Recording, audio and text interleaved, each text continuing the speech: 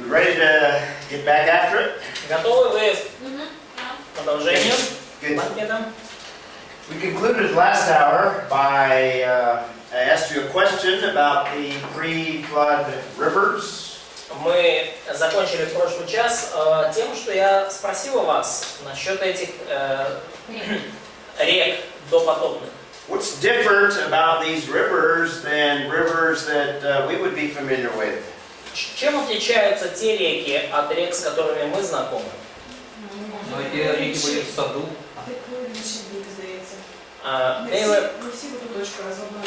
They were probably running not in one point, but from one point. Very good, very good. Good observation. Хорошее It наблюдение. says that we have Eden, Сказано, что вот у нас есть Эдем, and it says the rivers flowed out of Eden. и сказано, что реки текли из Эдема. That's different. Это отличается. Rivers we're familiar with come from, let's say, a mountain or Реки, с которыми мы знакомы, они стекают там откуда-то из гор, например. rivers come together and form larger rivers and then flow into the oceans. Они сходятся вместе, эти реки, формируют большие реки, и потом впадают в какие-то там моря, океаны. Just a little difference in terms of what is described there, just giving us a little hint that conditions were a little different. Маленький вот этот вот намек вот в этом описании указывает нам на то, что условия до потопа и в том саду были сильно отличающимися от того, что есть сейчас. And like I said, when we talk about the flood, and after the flood we're going to see a Tigris and a Euphrates River. И когда, как я уже сказал, там, когда был потоп, и после потопа у нас уже есть реки Тигр и Ефрат. They're going to be, those are different rivers than the ones that are described in Genesis chapter 2. И эти реки это уже другие реки, они отличаются от упомянутых в Бытие 2 главе. So these are some of the conditions, little hints of things in chapter 2. Это вот некоторые условия, там, легкие намеки того, как дела обстояли до потопа, мы это видим в главе 2. But the emphasis of chapter 2 is man fulfilling the creation mandate. Но основной акцент Бытия 2 главы это человек, исполняющий вот это данное ему Богом повеление, мандат о сотворении. Where man is to rule the earth. И человеку было повелено править землей, и мы видим, как он правит. So we have the reference to man, man's creation, and then he is to fulfill the creation mandate. И мы видим упоминание о человеке в начале, и потом мы видим, как человек это повеление, данное ему, исполняет. Another important element of chapter 2 is the command that we have in verses 16 through 8, or 16 and 17. И другой важный момент, который мы видим в книге во 2 главе, это заповедь, данная человеку Богом, в стихах 16 и 17. 17. That should be 17, not 18. Тут не 18, тут 17 должно быть. I'll change that around later. Прямо сейчас. This command that God gave Это повеление, данное Богом, is given because man is not a robot. оно дано человеку, потому что человек не является роботом. God created man to either choose him or to reject him. Бог сотворил человека так, что тот может либо избрать его, Бога, либо отвергнуть его. God didn't create a man that would automatically love him. Бог не создал человека таким, чтобы человек автоматически любил Бога. So man has genuine volition, genuine choice. И у человека есть потому самый настоящий выбор, самое настоящее, он должен принимать самое настоящее решение. And we'll see in chapter 3 that man goes against what God commands and rebels. И мы видим в 3 главе Бытия, что человек идет против божественных повелений и бунтует против Бога. Another important element of chapter 2 is the creation of woman. И еще один важный элемент 2 главы – это создание женщин. In fact, it's a beautiful picture of God putting special effort in the creation of woman. И вообще говоря, мы видим такую особую картину того, как Бог в создании женщины вложил дополнительные усилия. When it talks about the creation of man in the chapter, Когда говорится о сотворении мужчины в этой главе, it speaks of God like a potter taking soil and forming man. говорится о Боге как о горшечнике, который берет кусок земли и из него слепливает мужчин. But when it speaks of the creation of woman, it uses different creative words. Но когда говорится о сотворении женщины, то уже даже слова используются другие. It speaks of the creation of woman like an artist creating a masterpiece. Говорится о сотворении женщины как о том, как художник творит шедевр. And by the way, the Bible always elevates woman above what any culture usually does. И, кстати, Библия всегда возвышает женщин больше, чем это делает любая другая культура. She's a special creation created just for the man. И Библия говорит о женщине как о особом творении, созданном для мужчины. And in the context of the creation of the woman, we have the divine institutions worked out. И в контексте сотворения женщины мы видим уже формирование определенных божественных институтов. We have some of the fundamental principles relating to the divine institution of marriage. И мы видим некоторые фундаментальные принципы, связанные с божественным институтом брака. And it lays a foundation for the institution of the family. И также закладываются основания для института семьи. When it speaks of the woman, she is created, and this is her main function and role of the woman. И когда говорится о женщине, то вот сказано при ее сотворении о ее основной роли, о ее функции. In the passage, she is designed to meet the need of the man. И в отрывке указано, что женщина должна восполнять нужды мужчины. God said that it is not good that man be alone. И Бог сказал, что нехорошо человеку быть одному. Because God created men and women with needs for one another. Потому что Бог создал мужчину и женщину с нуждой друг в друге. And Нуждающимися друг в друге.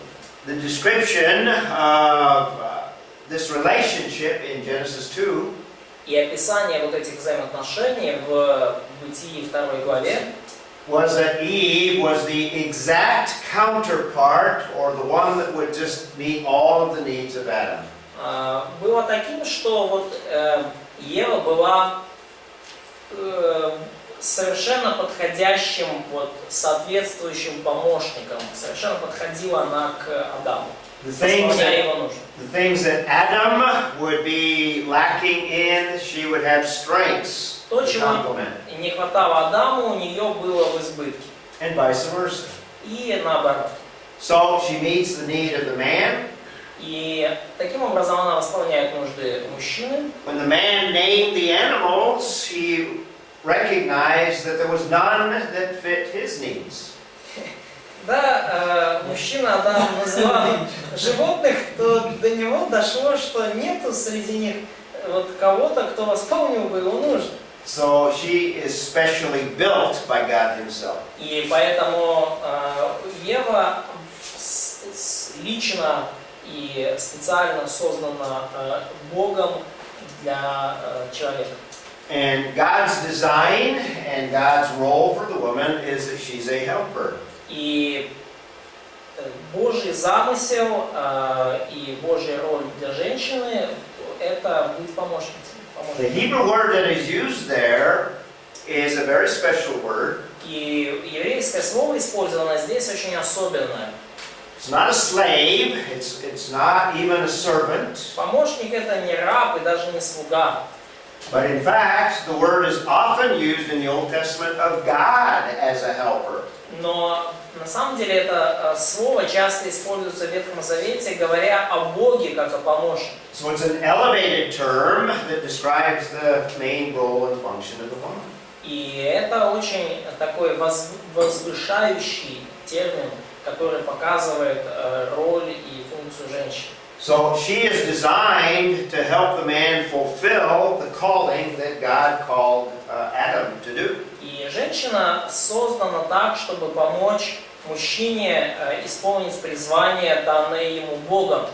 There are also several things within the context that indicate that there's an equality in nature of the man and the woman. Equality of nature. It seems like different slides. For men, after men, helpers. Oh, okay.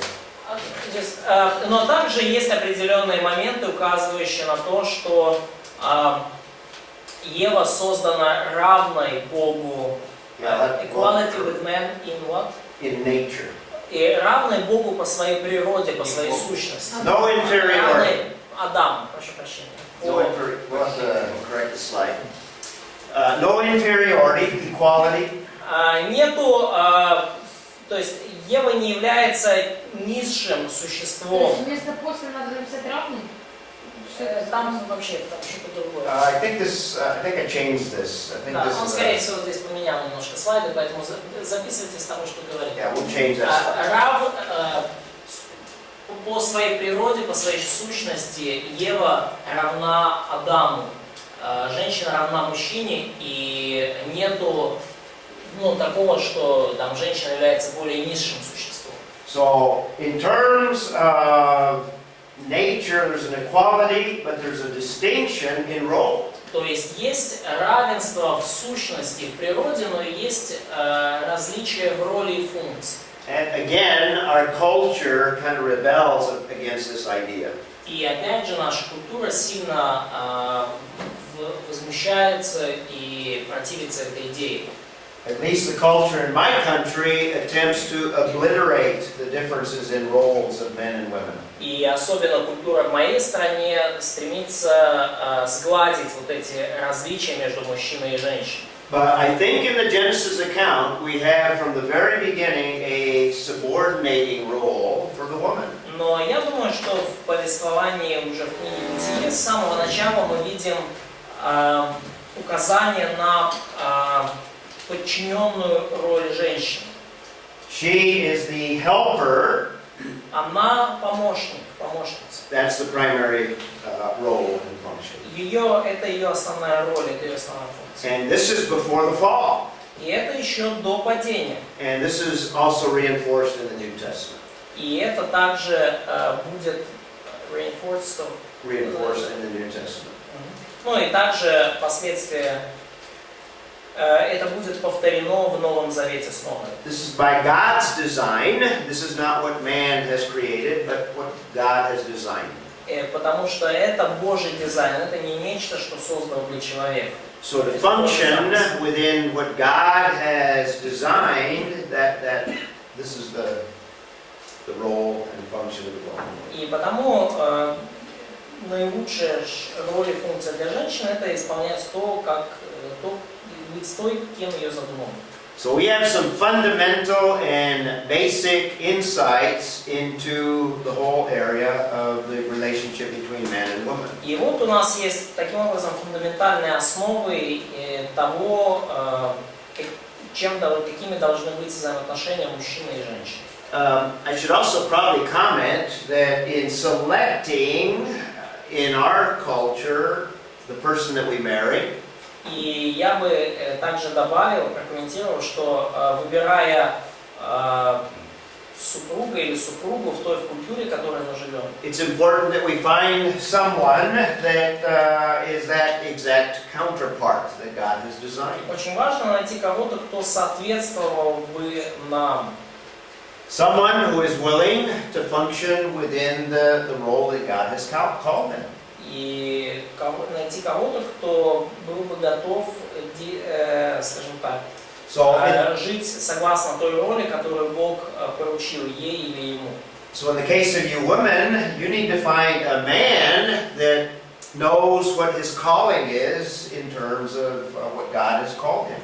И когда касательно вас, сестры, то вам нужно найти брата, мужчину, который знает, к чему Бог его призвал. And see if your life can support that calling that God has called. И вам нужно увидеть, сможете ли вы, то есть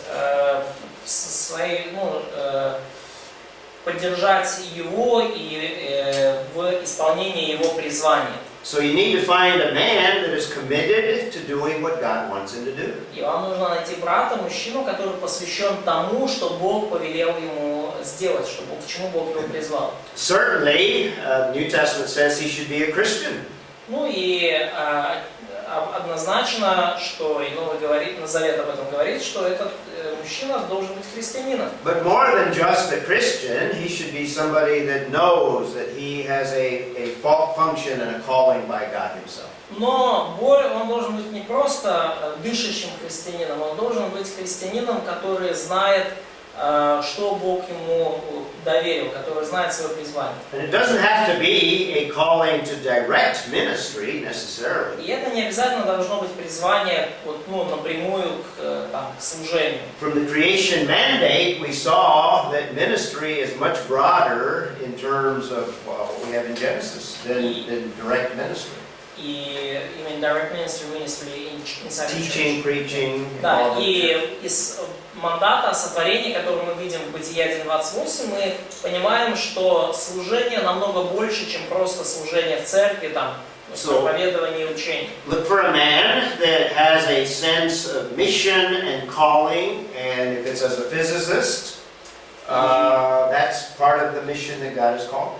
И ищите брата, мужчину, у которого есть вот это осознание, чувство миссии, призвания. И если он, к примеру, физик и видит в этом свою миссию, прекрасно.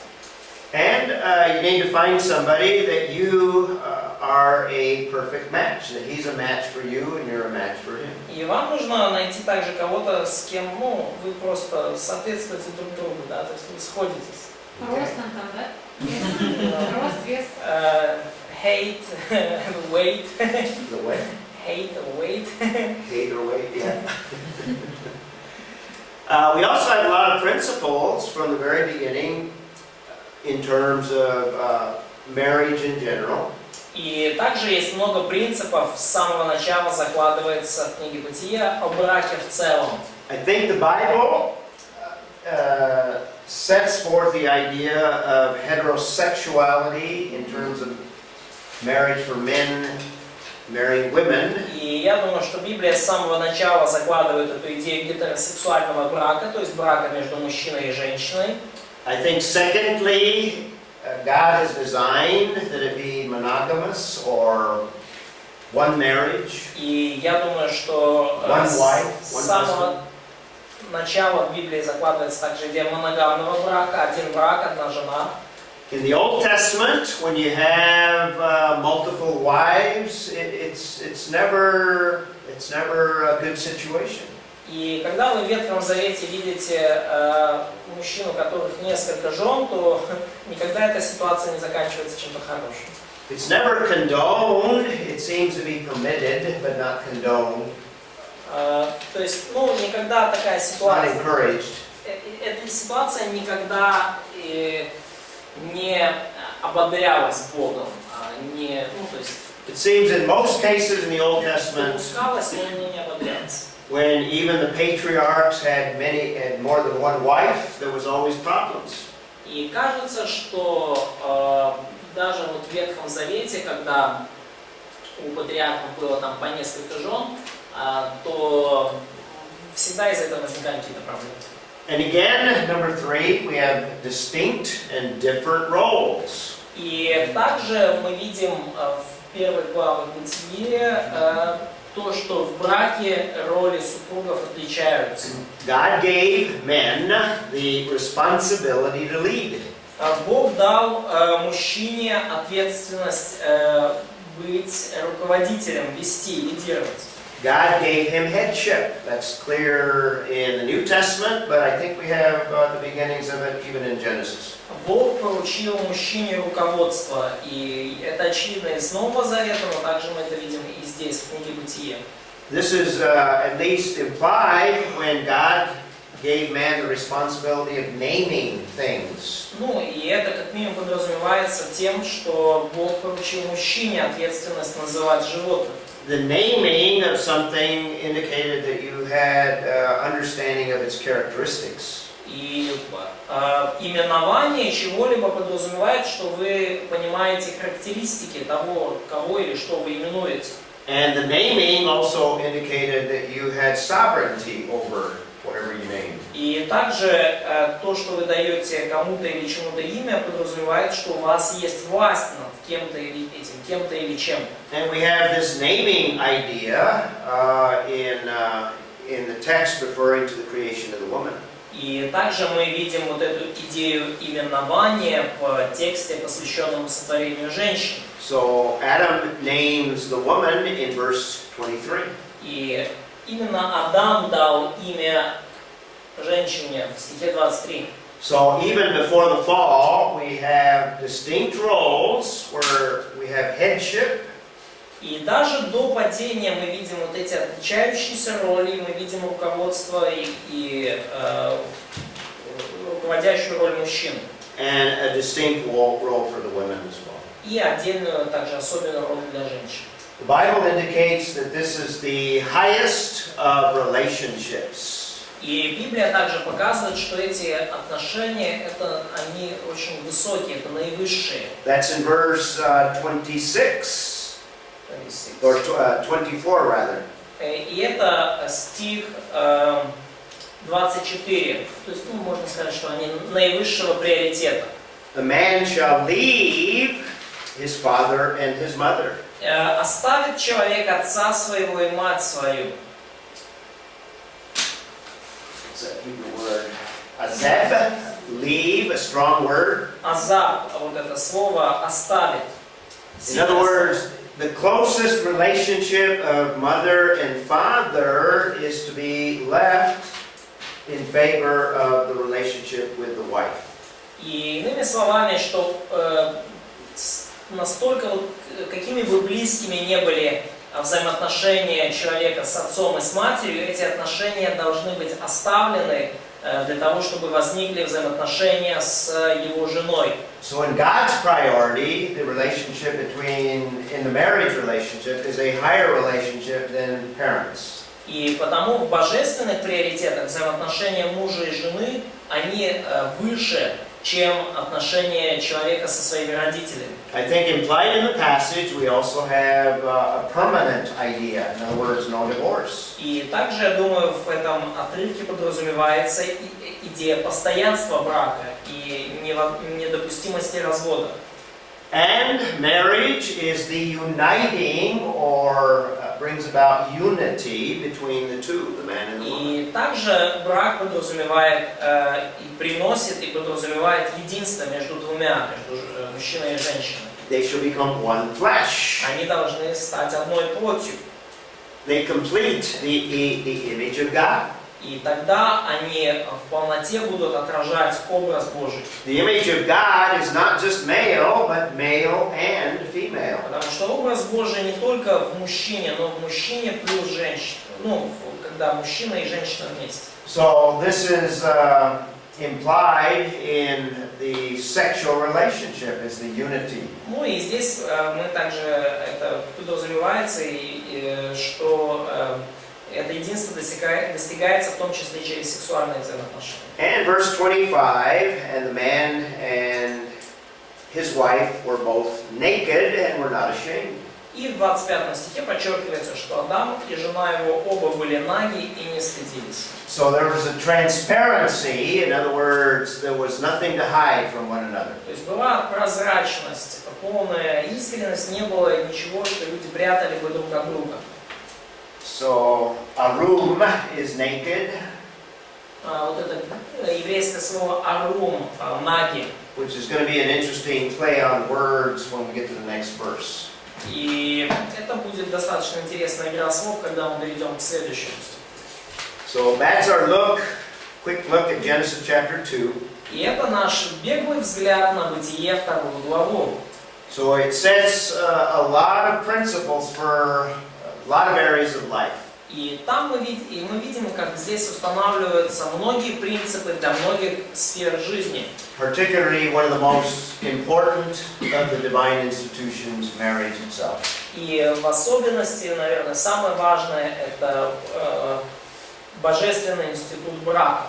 So we can look at, from our discussion, we can look at a foundation for man himself, or a foundation for anthropology. И из нашего вот этого обсуждения мы можем вывести основания для того, кто есть вообще человек, то есть основания антропологии.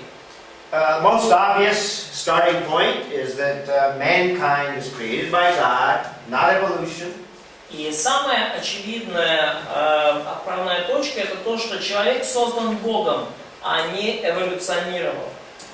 Secondly, there's a distinction between man and the rest of the creation. И во-вторых, мы видим, что есть явное отличие человека от остального творения. There's not a continuity between man and the rest of the animal kingdom like evolution says. Человек не произошел от всего остального животного мира, как говорят эволюционисты. То есть нету вот этой идеи того, что человек продолжение животных. Thirdly, man is created in the image of God. В-третьих, человек создан по образу Бога. And that has great significance. И у этого есть огромное значение. And this goes against the secular view И это противоречит также светскому взгляду. that man is just part of nature, part of the material realm. Что человек это просто часть природы, часть материальной сферы. Man is elevated in the biblical worldview. В библейском мировоззрении человек превознесен. Shares some, in a finite way, some of the attributes of God. И человек, конечно, в ограниченной и ограниченным конечным способом, но все же он разделяет многие качества и атрибуты Божьи. Number 4, we also see that right from the very beginning, God gives a high purpose for mankind. И также четвертый пункт, мы видим, что с самого начала Бог дает человеку высокую цель. In the secular thinking, man has no purpose. В светском мышлении у человека нету цели. But the biblical worldview goes against that purposeless idea. Но библейское мировоззрение, оно опять же идет вопреки вот этой идее бесцельности. So this is the biblical foundation for mankind from Genesis 1 and 2. И вот это библейское основание для человека и человечества на основании Бытия 1:2. Now we'll see from Genesis 3 that man sins and we have a fallen aspect or fallen nature. И мы увидим из Бытия 3 главы, что человек согрешил, и теперь у нас уже имеет место падший аспект. And the world sees man as essentially good, but because of the fallen nature, we are not basically good. И мир смотрит на человека как в целом хорошего, но Библия видит человека с момента падения как не очень-то хорошего. So we have some major contrasts. Oops, it didn't get translated, did it? Major contrasts between the unbelieving and the biblical worldviews. И мы видим основные контрасты между мировоззрениями неверующих и библейским мировоззрением. In the unbelieving worldview, there's a continuity of being. И в мировоззрении неверующих есть определенная последовательность. In what context continuity? So man is continuity of animals. Animals, yeah. Да, то есть человек является... No. In terms of God, God is continuous with the creation. Continuity of being. Да, то есть в мировоззрении светского человека, то есть сотворение продолжается и в данный момент тоже, то есть эволюция продолжается и в данный момент. Evolution is at the heart of the unbelieving worldview. И эволюция находится в центре светского мировоззрения. And we just completed looking at divine institutions that are arbitrary in the unbelieving worldview. И мы уже говорили, что в светском мировоззрении институты, подобные браку, являются произвольными. But in the biblical worldview, we have a creator that is distinct from the creation. И тем не менее, в библейском мировоззрении мы видим Творца, который отличается от творения. And in contrast to the unbelieving worldview, not evolution, but creation out of nothing. И в противоречие со светским мировоззрением в библейском у нас есть не эволюция, но сотворение из ничего.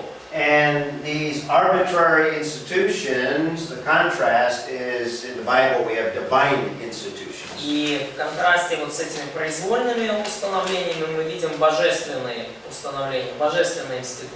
Okay, let's conclude our look at creation with the seventh implication. И давайте закончим наше исследование сотворения 7 выводами. Let's look at what creation is all about, the nature of creation. И давайте посмотрим вообще, о чем сотворение и выводы с ним связаны. And what I want to do is give you a biblical foundation for science or the study of nature. И что я хочу сделать, это дать вам библейское основание для науки и исследования природы. So, first of all, let me give you the idea of secular science. How does the secular world view science or the creation? Во-первых, я хочу вам сразу дать идею светской науки, как светская наука смотрит на творение. Now, we won't complete this foundation, but I want to get the beginnings of it from the creation. И мы не закончим, конечно же, полностью вот эту вот характеризацию светской науки, но я просто дам вам начатки этого на основании того, что мы говорили о сотворении. So we'll look at the first few foundation stones that relate to science. И мы рассмотрим несколько первых таких краеугольных камней, связанных с наукой. And when we look at some of the other major events, we'll add to this foundation of nature. И когда мы рассмотрим некоторые другие события, то мы добавим кое-что к этим основаниям для науки. So, first of all, the secular view of science, at least in my country, and I think it would be true here.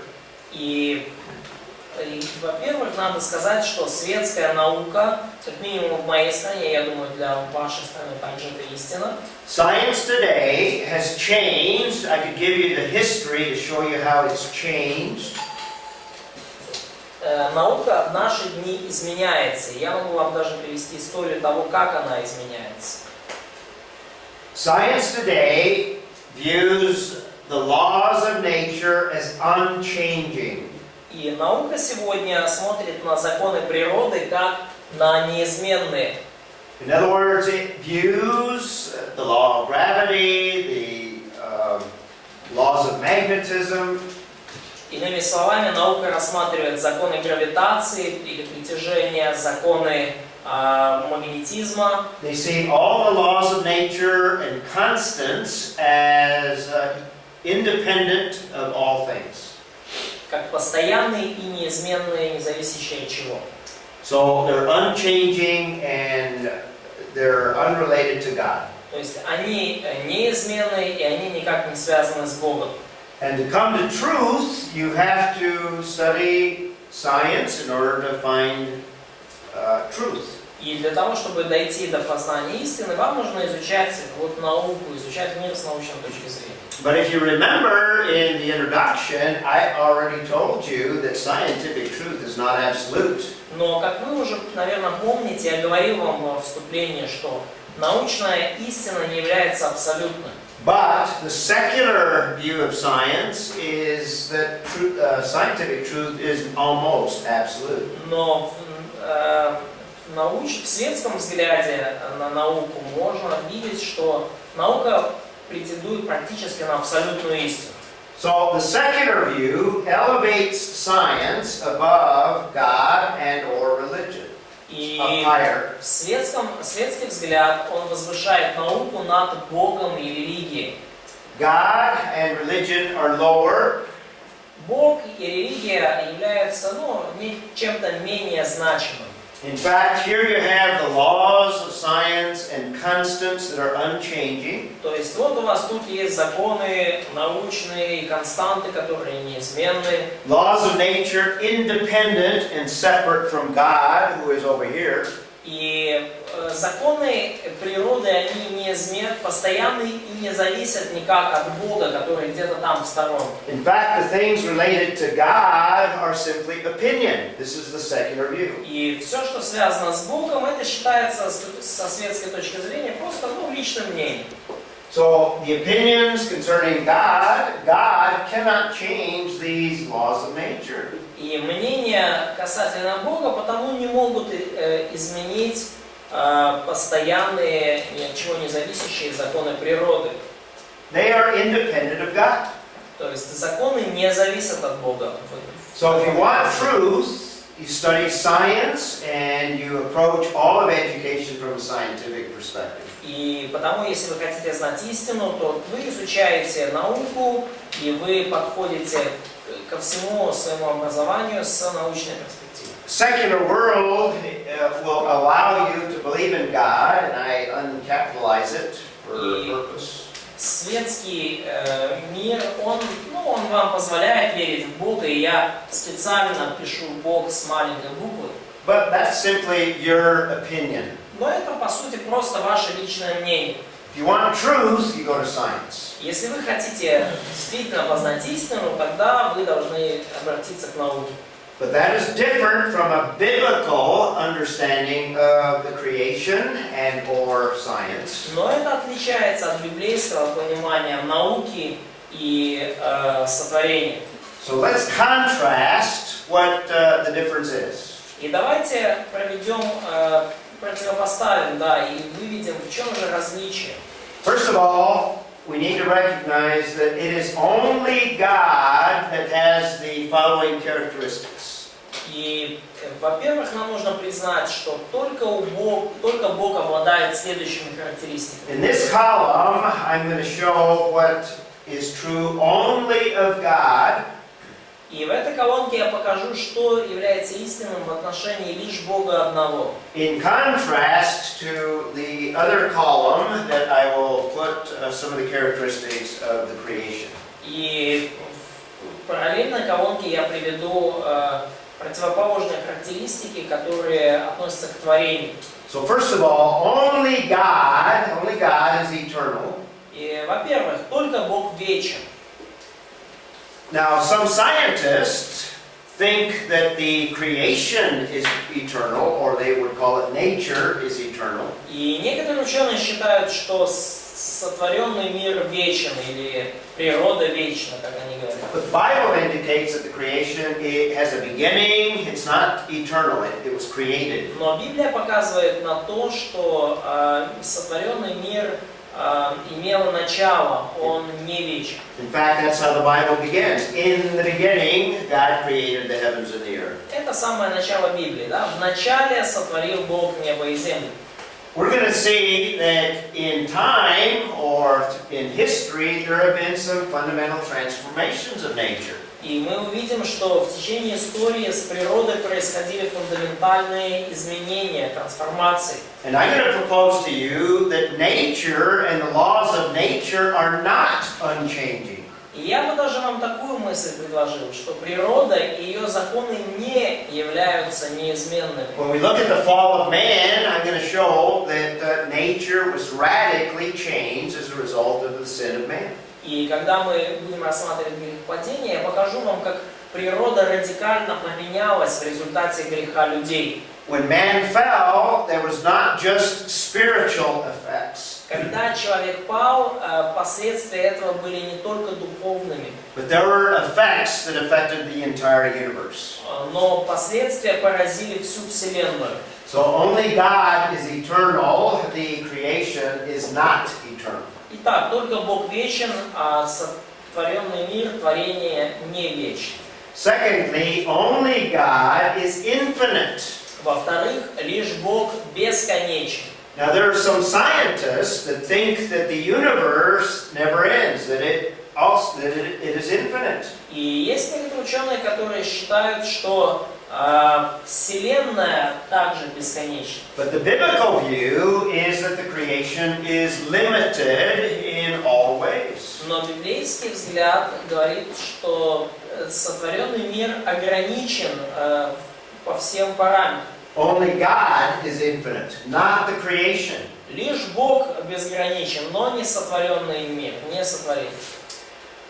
Now, thirdly, we believe that God is truth. God is absolute truth. И в-третьих, мы верим, что Бог истинен, является абсолютной истиной. I tried to demonstrate that in our introduction. И я пытался уже это показать в нашем вступлении. The secular view is that if you want truth, you have to go to study the laws of nature. Светский взгляд таков, что если вы хотите узнать истину, то надо идти изучать законы природы. The Bible says the beginning of wisdom is what? Библия говорит, что начало мудрости есть что? Fear of the God. The fear of God.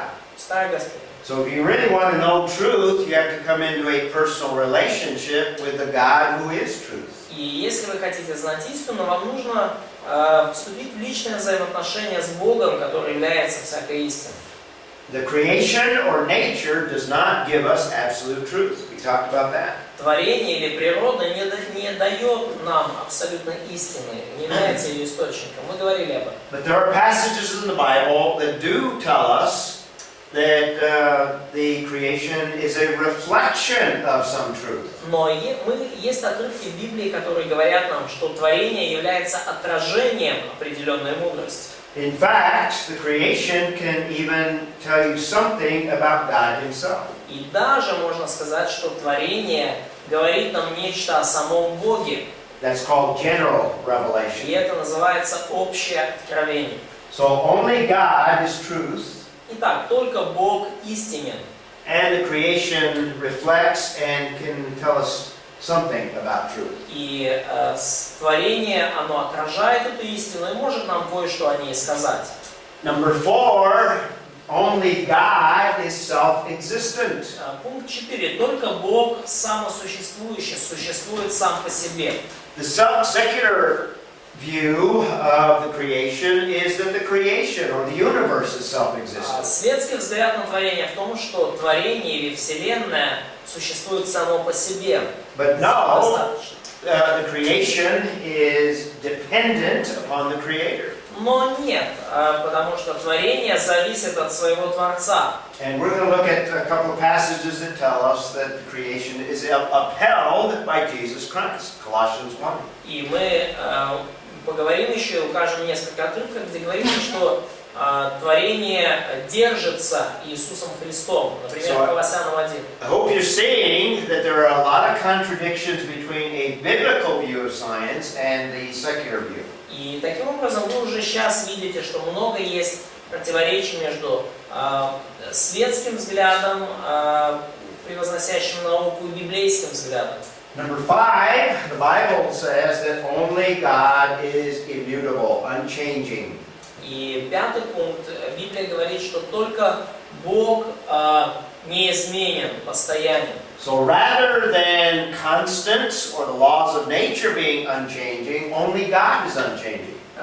То есть в отличие от то есть наука считает, что постоянные константы и законы природы. Константы, понятно, что такое? Физически постоянные. Instead, I'm going to show you that the laws of nature have been changed over certain, or as a result of certain events. И как бы вопреки этому я покажу вам, что законы природы менялись в результате определенных событий.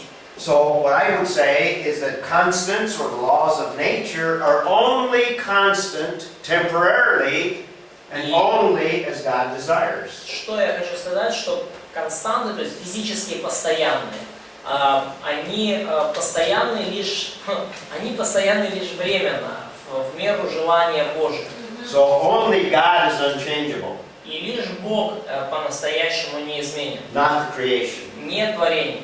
And sixthly, only God is absolutely sovereign over all of the creation. И лишь шестой пункт, лишь Бог суверенен, обладает верховной властью над своим творением. And instead, the biblical view is that the creation is the servant of the Creator. It's biblical. Biblical view. И библейский взгляд заключается в том, что творение служит Творцу. God can use the creation to accomplish whatever goals He desires. И Бог может использовать свое творение для достижения любой своей цели, которую Он захочет достичь. For example, He can use the creation to bring judgment. И, например, Он может использовать свое творение, чтобы принести суд.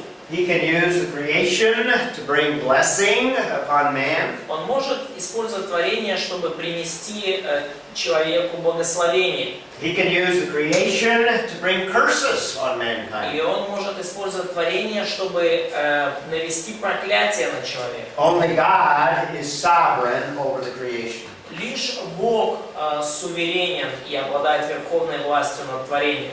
So let me go back and show you that first slide. И разрешите мне вернуться и показать вам вот этот самый первый слайд. This is a secular view of science, Вот это светский взгляд на науку. and as it relates to the creation. Ну и в особенности в том, как наука смотрит на сотворение. Secular view is the laws of nature and constants are permanent, unchanging. В светском мировоззрении физические константы и законы природы постоянные и неизменны. Independent of God, Что они независимы от Бога. and that is contrary to the biblical view. И это противоречит библейской точке зрения. And let's skip to the next slide here. In contrast to that, this is the biblical view of nature and science. И в противопоставлении этому есть библейский взгляд на науку и природу.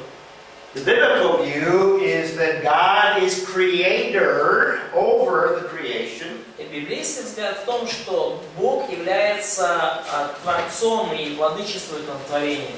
And He is sovereign Lord over the То creation. есть Он является суверенным господином творения. So rather than being below nature, God is above all that He То created. есть вместо того, чтобы быть ниже своего творения, Бог выше своего творения, Он над своим творением.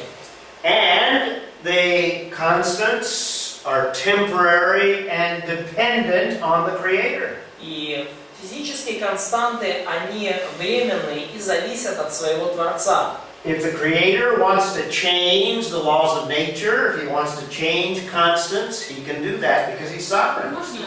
И если Творец захочет изменить законы природы или какие-то константы, Он в силах это сделать. Константа, еще раз. Это то, что что-то неизвестно, какое-то постановление? Can you explain what the constant is, because she probably doesn't have physical background. Can I Какое-то постановление? Yeah, any constant of nature, law of gravity.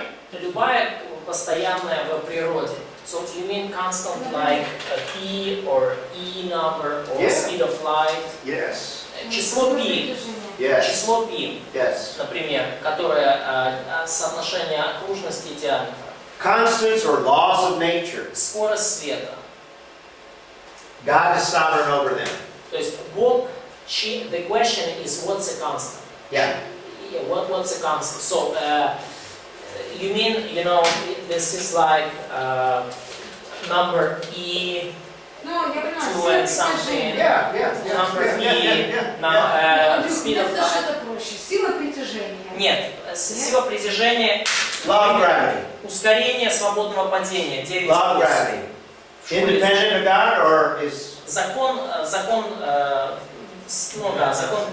земного притяжения, скорость света, ускорение свободного падения, Ну, временная константа. speed of light is constant. скорость света. То есть для Бога не временно, то есть А, физика для не Бога они временные, для нас... Для Бога не время, для нас они Для нас постоянны. это Мы считаем это по константам. Для Бога это не константа. Laws of chemistry. Законы химии. all the laws, all the ideas that we study in science. То есть все вот эти идеи, науки, которые мы изучаем, I'm going to propose that they're temporary. и я бы сказал, то есть моя позиция, что они временные. All right? In fact, when we talk about the fall, I'll give you some specific И examples. когда мы поговорим о падении, грех о падении, я приведу вам конкретный пример. But let me give you an example. Let me think of one. Разрешите, я приведу вам один пример.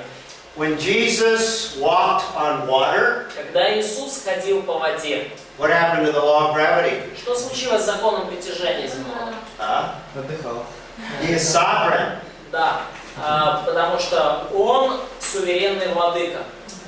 When he turned H2O, water, hydrogen and oxygen, H2O, water. Когда Бог H2O, когда Бог превратил водород в кислород.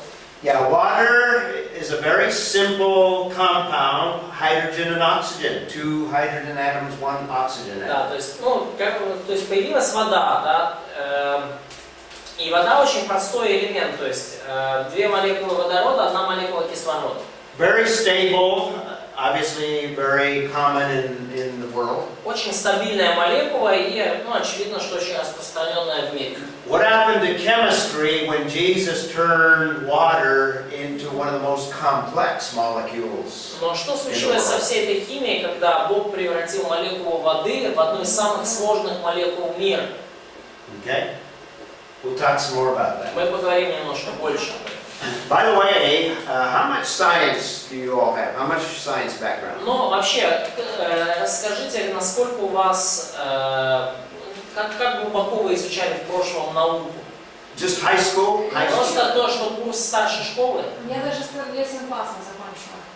Я даже это все не проходила. So Katya doesn't have even high school, No. so she. Я, конечно, сейчас жалею. She has a mid school education and she's sorry about that, but That's the way it goes. You're making up for it. Good. She's making up for it. да, то есть ты догоняешь это Yeah. чувство. Okay, so don't hesitate to ask because. То есть, поэтому не стесняйтесь спрашивать. Yeah, so good. Very good. This is very, very important. This is the biblical difference. You see the difference between the biblical view? Это очень-очень важно. Видите ли вы вот это отличие светского и библейского мировоззрения? Okay. Well, I'm going to expand this. I'm going to show you from Scripture the drastic difference. И я расширю это, покажу. Я больше из Писания покажу вот эту совершенно как зияющую пропасть между двумя мировоззрениями. So this is your biblical foundation for science. И вот это вот ваше библейское основание для науки. This is the biblical worldview on science in contrast to the secular view. Это библейский взгляд на науку в контрасте со светским взглядом. So first of all, what we have is God is creator of the natural realm. И первый момент то, что Бог является творцом всего материального мира. Life, and in fact all of the universe, is not the product of evolution. Жизнь и вообще все, что есть на Земле, не является продуктом эволюции. This is secular view. Это светский взгляд. Biblical view is God as creator. Библейский взгляд подчеркивает Бога Творца. And this is how the Bible begins. In the beginning, God created the heavens and the earth. И это то, как начинается Библия. Вначале Бог сотворил небо и землю. We spend a lot of time looking at that concept. И мы много времени провели, рассматривая эту концепцию. Secondly, the creation is finite and limited and temporary. Во-вторых, творение конечно, временно и ограничено. Only God is eternal. Только Бог вечен. I would say that the universe has boundaries or limits. Я бы сказал, я верю, что у Вселенной есть пределы, есть границы. So it does not go on forever, it is finite. То есть Вселенная не, скажем так, не распространяется на бесконечное пространство, она ограничена. God's going to do away with the natural realm. И Бог, Он таким образом, He's gonna do away. Do away with it. Ну, то есть Бог, Он, скажем так, превосходит материальную реальность. In fact, if you want a verse for that, 2 Peter chapter 3, verse 10. И если вам нужен стих в обосновании этого, то вот 2 Петра, 3 глава, 10 стих. Remember, God's going to create a new heavens and a new earth after He destroys the present heavens and earth. Что Бог, говорится о том, что Бог сотворит новое небо и новую землю после того, как существующее небо и земля разрушатся. Небеса с шумом придут, стихии же, разгоревшись, разрушатся, земля и все дела на ней сгорят. So the creation is temporary. It's not eternal. Творение временно, оно не является вечным. Also, I mentioned that the creation can reveal something of God, not everything, but something. Также я упомянул, что творение может открыть нам что-то о Боге. Не все, но кое-что. In fact, this is one of the purposes of God's creation, God's universe, is to reveal Him. И, кстати, это одна из целей божественного творения в том, чтобы явить Бога. The evolutionist says there is no purpose to the natural realm. Эволюция говорит, что у естественного мира материального нет никакой цели. And we call that revelation general revelation. И мы называем это откровение общим откровением. And the central passage is Romans 1, 19 and 20. И ключевой отрывок здесь это Римлянам 1, 19, 20. Particularly verse 20. И особенно стих 20. Ибо что можно знать о Боге явно для них, потому что Бог явил им. Ибо невидимая Его, вечная сила Его и божество от создания мира через рассматривание творений видимых, так что они без ответа.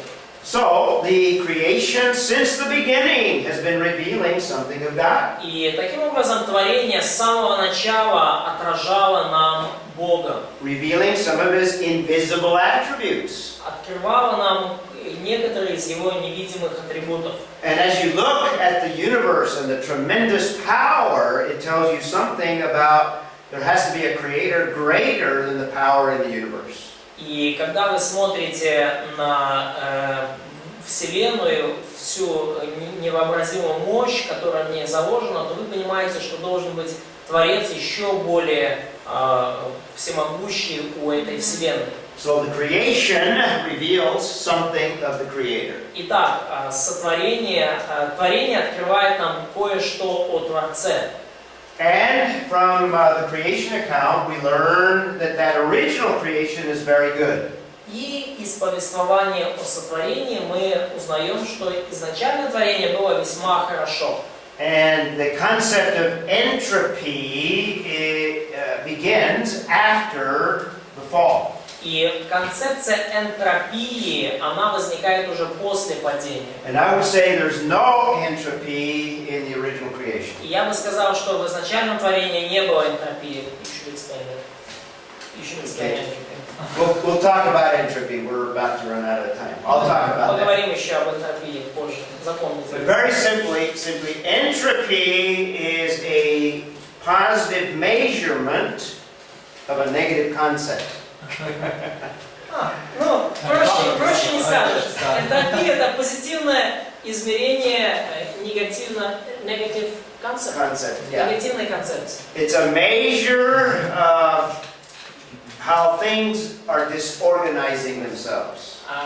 Энтропия – это мера того, как вещи сами по себе дезорганизуются и разрушаются. I'll explain this when we talk about the fall. Я объясню это больше, когда дойдем до падения. In fact, when we talk about the fall, we'll add to our foundation. И когда мы дойдем до потопа, то мы уже к этому основанию науки добавим. So that completes our look at the creation. И таким образом мы завершили наше рассмотрение сотворения.